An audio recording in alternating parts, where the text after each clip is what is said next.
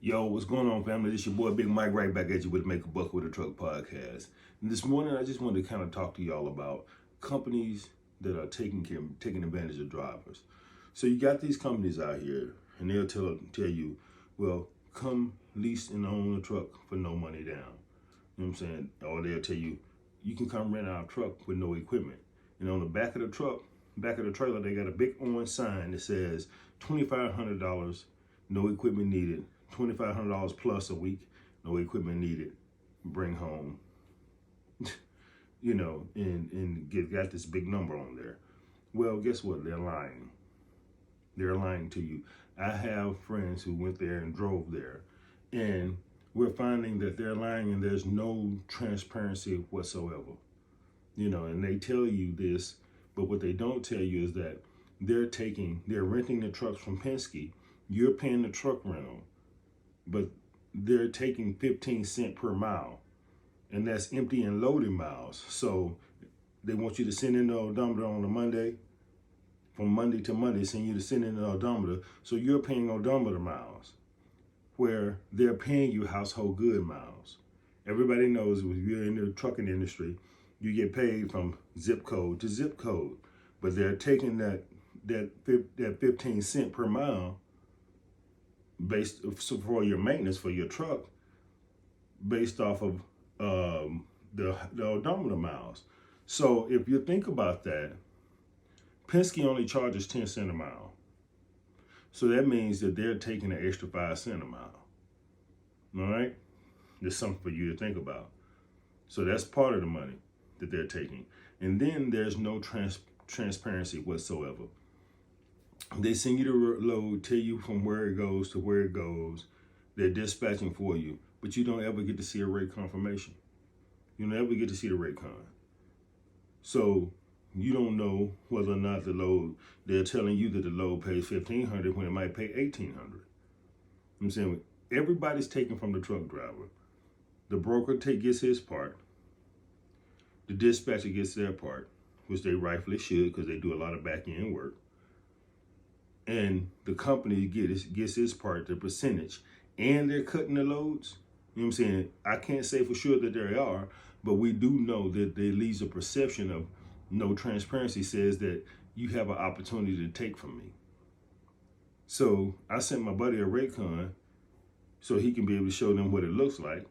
And on my rate con, it had $2,500, $56.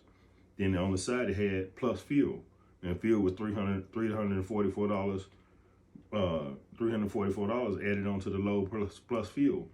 So that's your fuel surcharge. Now, when my company pays me, they pay me the amount of the load.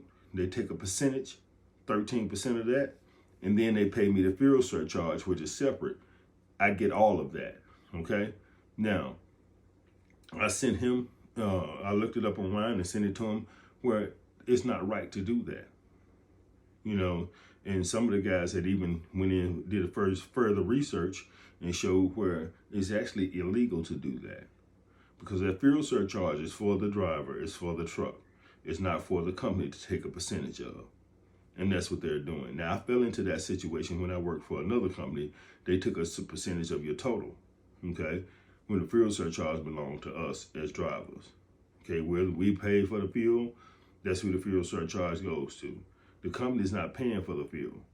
Even though they give you a fuel surcharge, fuel card, they're taking that fuel out of your check every week.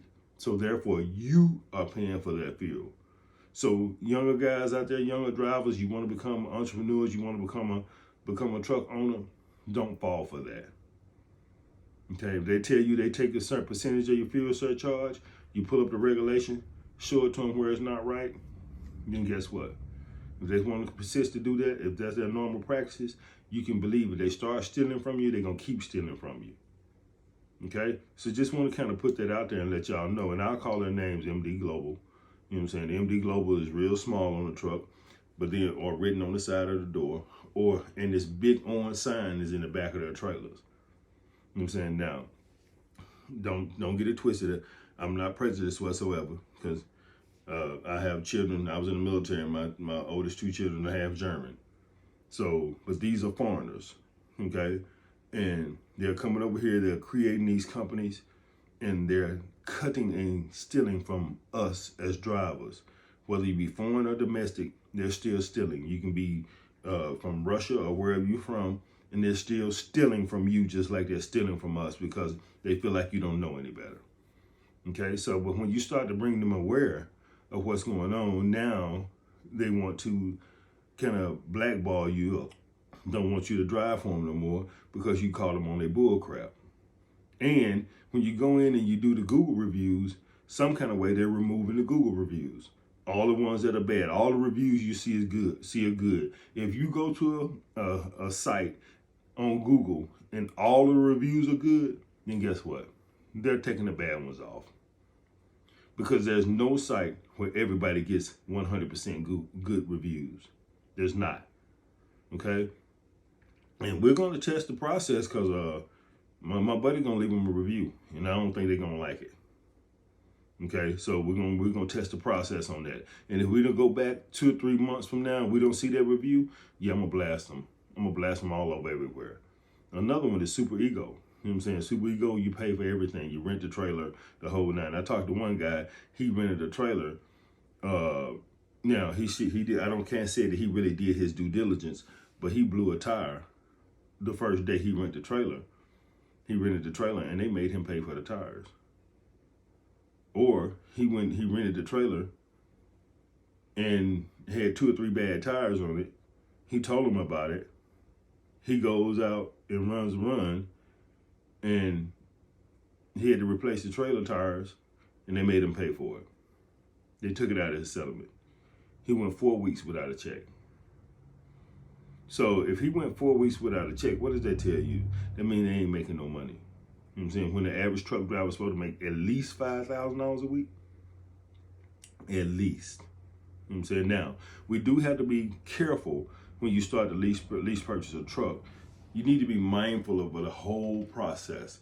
You need to read that contract, read what it says, understand the percentages that they're taking, understand what they take and what they don't take. That way you know for sure whether or not you want to deal with this lease purchase or not. Now, me, myself, personally, I'll never lease purchase another truck. You know what I'm saying? Anything I do, it'll be to own a truck. I do own one that I'm buying, and I own one that I own outright, which I had a title for it. But then I own another one that I'm lease purchasing. I'll be finished with it in December, in November. So the reason why I'm telling you this is because the company that I drive for is totally transparent. They give you everything you need. You know, so they're going to give you all the information. They're going to have their percentages that they take out, and they don't take away from your fuel surcharge. So it was an opportunity for me to own a better truck because my truck is an older truck. So I took advantage of it. I just looked like, hey, I'll just have a job for the next 2 years. That's all. You know what I'm saying? So, but when you are buying a truck from someone and they make 2 times the money that you bring home, that means you are owning a job. That means you're truly paying them to work for them. Okay? Because they get all the money and you don't bring anything home.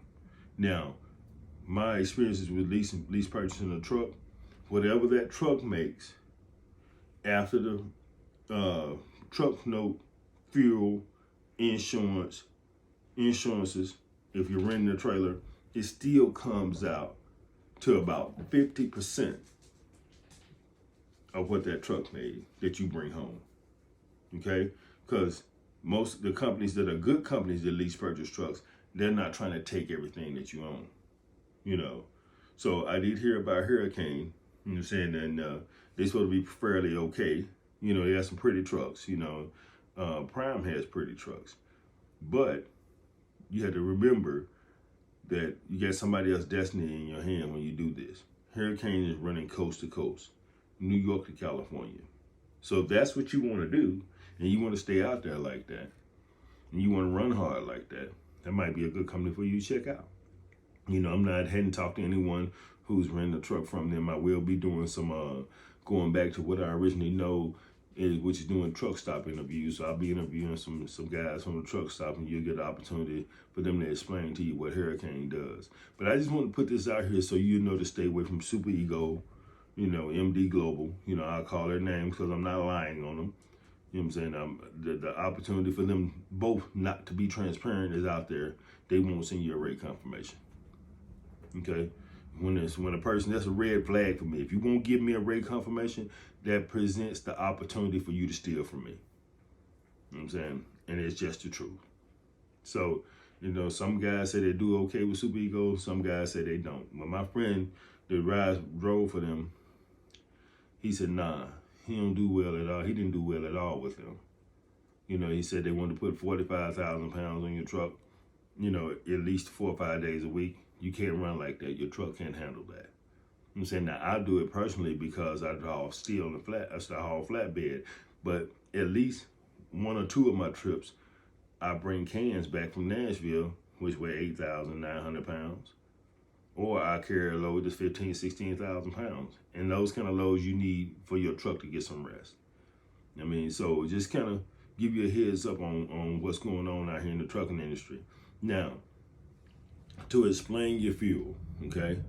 If your fuel, just say hypothetically that you are running a load going from Memphis to Nashville or going from Memphis all the way to Winchester, Virginia, okay? Some of these dispatchers will want to send you 200 or 300 miles in the opposite direction for you to come back past where you got to go, where you delivered to go to your destination. A good dispatcher, like I train dispatchers in the Freight Dispatcher Elite Digital course, and my dispatchers are trained to find you loads going in the same direction that you're going to be delivering. So they want you, if you're in Memphis, they want you to travel east. They want you to go to Jackson to pick up, to go to Winchester, Virginia. Where some of these people, like MD Global, their dispatchers will send you 200 miles back the opposite direction. So they'll send you to Little Rock, on the other side of Little Rock to pick up, to come back to Winchester, Virginia. If you do that, you're killing your drivers. Okay? So I train my dispatchers to handle that type of situation and to look for loads that are going to be beneficial to your drivers. They have to be beneficial to the driver. Okay? They're going to get paid regardless because they get paid off of the gross. So they don't have to abuse the driver and make sure that he's spending extra fuel. So with your fuel, you just get your truck, and fuel is real high right now, so we have to be really, really mindful of your fuel. Your first fill up during the week, you fill all the way up. That's your first load. You run that all the way down to a quarter of a tank. So if your truck is getting 6 to 7 miles to the gallon, you normally can get, and just say you got a 150 mile tank, you normally can get about 1,000 miles on that quarter of a tank. Okay? So if you got a load that's running 600 miles, at least you'll be able to pick up your load and go back to head towards your destination before you get fuel. Okay? And I don't fuel until after I pick up my load. All right, and the reason why I do that is because I've been in situations where I fuel prior to picking up my load and truck broke down or load canceled or whatever, and then you sitting here, you got all this fuel in your truck that is not making any money off of. Not only that, after I fill up that first week, what I have a tendency to do is I start to map out each run to make sure I got enough fuel. So I'm not going to fill up after that first week. So let's just say I know I'm getting 6 miles to the gallon or whatever the truck is getting. You take that amount, you take the miles that you got to run, including deadhead, including your pickup, and you add them all together. Then once you add those miles, you divide it by that 6 miles to the gallon, and it'll tell you exactly how much fuel you need. All right? This helps to shrink your fuel costs in the middle of the week versus you filling all the way up and losing a load, or might not have a load, or you sitting on a load or whatever, or your truck break down and now you You don't have any income coming to pay for that fuel. And then you got to pay for it next week once your truck gets fixed. So just this little tidbits and tips and stuff like that. But quick commercial break. Hey, I do own a couple trucks, and I've dispatched myself, dispatched other drivers, and I teach freight dispatching elite digital program. In this program, you know what I'm saying, it's $2,097. And I know that made a lot of people shake and shimmer, but you're getting your business LLC set up, business LLC, S Corp, N Corp, whichever one you want. You're getting that set up. EIN number, Dun and Bradstreet number, which helps you get funding on your business, and you're going to get a laptop. Get to be a part of a private Facebook group. You get continued digital continued coaching in the Facebook group, and you're going to get access to the course for 180 days. That's 6 months. If you can't get it in 6 months, I'm sorry. Now that the terms and conditions do apply on that, and the reason why is because if you're a military soldier and you purchase a course and you get deployed the next week, you're gone for 6 months. Then guess what? I'm going to extend your course for the duration of the year to help you out. Okay, so you're getting access to the course, you're getting all the information you need, and I'm helping you, coaching you along the way. If you need help building your flyer, I help build your flyer. So I don't think that you can even measure up to the value that I'm giving you the opportunity just to go ahead and get started. Okay, so you won't have an excuse. You have your LLC, you have your laptop, you have a cell phone, because if you're watching this 9 times out of 10, you're on the cell phone. So you have everything you need to get started, and I give you all the tips and tricks, things you can use to be able to help you to assist you in moving forward. Okay, so just wanted to run that by you and just kind of drop that in there. You know what I'm saying? There's a link on Make a Buck with a Truck Facebook page. You know what I'm saying? There's a link on Make a Buck _truck at Instagram, and Make a Buck _truck on TikTok. So hey, just kind of check out those. If you want to DM me, reach out to me. We can book a call. I can tell you everything about it. And you got to look at it like this right here. People say, well, the housing market is so high. A lot of folks bought their house in 01, 05 when the mortgage rates were way higher than this. You know what I'm saying? Don't let that discourage you from buying a property. You know what I'm saying? If you look at it and see if it's going to be beneficial for you, can you afford it? Use a mortgage calculator, understand how much your insurances and taxes are for where you live, and go forward toward buying your house. You know what I'm saying? And this dispatching course is what's going to help you do that. Okay? So if you look at it, if you charge on the high end, just starting out, because I teach my students not to charge, an astronomical amount from the beginning. So you got some dispatchers out there that charge 10%. Okay. No pun toward them or no knocking to them, but that's a little steep for me, just starting out especially. So if a driver has one truck and he wants you to dispatch that truck, I set 7%. But when your carrier starts to have 3 and 4 trucks, I tell them go down to 5%. First of all, you help the carrier; he's not paying that much, and you explain to him that your percentage is going to be negotiated with the broker. You know what I'm saying? And that's going to be your every negotiation. If you don't ask for $50 or $60, you know what I'm saying, more, then you're going to ask for it. You know what I'm saying? You're going to try to negotiate that up. But 9 times out of 10, you're going to get that. You know what I'm saying? Now, you got some brokers that just play hard nose. No, that's all I got in it. You know what I'm saying? That's all I got in it. That's all I got in it. And you explain to them, well, hey, my driver has a deadhead 200 miles to pick up his load. You said, I know you can help him out with a little something. So the average broker, good brokers, they're going to broker anywhere from 10 to 15% extra on the load. That's what they're going to take off of it. And then they'll send the driver the rest. Some brokers out there, they're doing 20 to 80%. Some of them have been doing 50% on the load. So when you see these super low loads, you know that the broker's taking majority of the money. So he got some money out there in that load.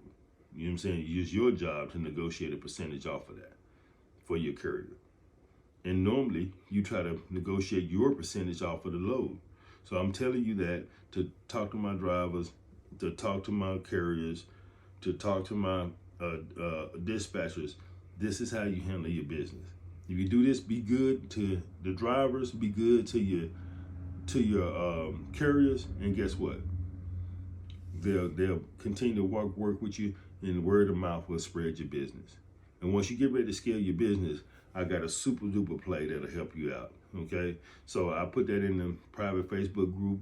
We talk about that, and we also we have a Zoom call at least once a month with the dispatchers to be able to help them to be able to go move along the way, so I can check the progress, make sure that everybody's trying to move forward. Okay, so hey, listen, that's my time. Hey, love you guys. Thank you so much for tuning in. You know what I'm saying? Be sure to like, subscribe, and share this with another truck driver.